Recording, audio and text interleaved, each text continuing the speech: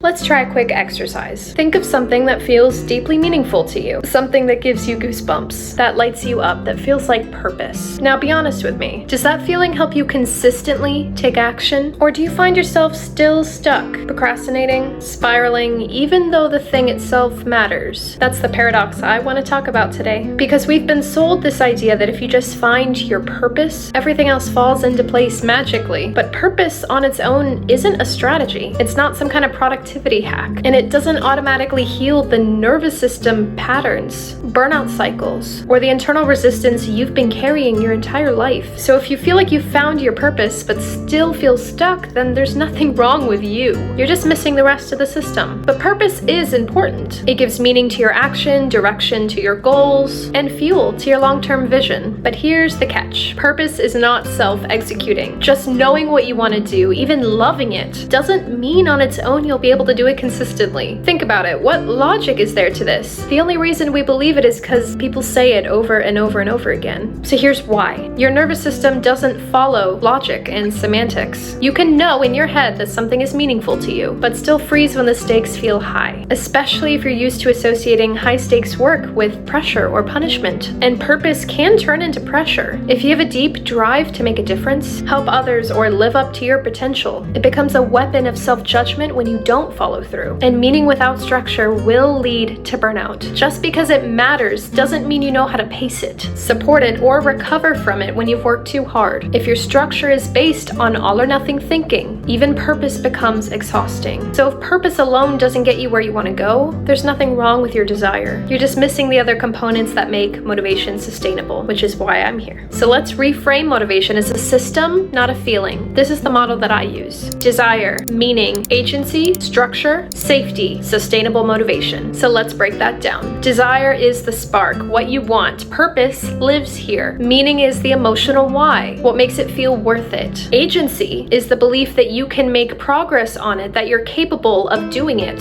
Structure is the system that supports you. And safety is the nervous system baseline that allows everything else to function. If any one of those is off, the whole thing will stall. You can have all the purpose in the world, but if you don't feel safe showing up, or your structure punishes you when you slip, or your brain is in freeze, purpose is not going to carry you through. And this isn't just mindset, it's biology. Your brain is wired to avoid pain and discomfort, especially emotional or psychological pain. I saw this really good analogy on, I think, Instagram or something, where this lady holds her hand above the stove. The stove is burning hot, and she says, technically, could I force myself to put my hand on the burning stove? Yes. Someone could tell me how important it is for me to put my hand on the stove. I could tell myself, you need to put your hand on the stove. You need to put your hand on the stove. But my brain is not gonna let me hurt myself. It's the same thing with emotional pain. You think the task is gonna cause you pain. And oftentimes you attach pain to the things you care so much about because of the high standards and the stakes involved. So the real question is not, do you have a purpose? It's, have you built a system to carry you through that purpose without collapsing? If you're the kind of person always searching for deeper answers, you'll probably want to stick around. I put videos out like this twice a day to help you untangling what's going on. So if you haven't, please go ahead and subscribe. That way you won't miss exactly what you need when you need it. So if you want to stop shutting down around your purpose, here's what you need to focus on. Make purpose safe.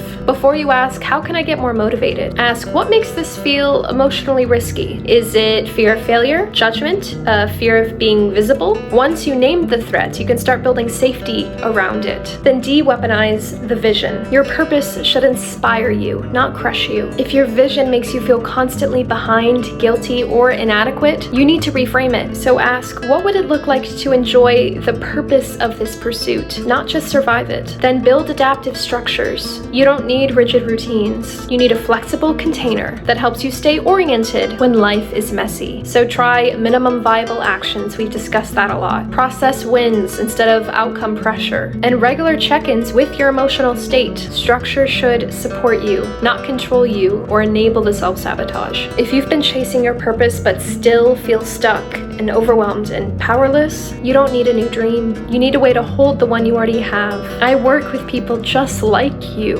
ambitious, thoughtful, and purpose-driven, who are done with burnout, done with self-blame, and ready for structure that actually fits their brain and their life.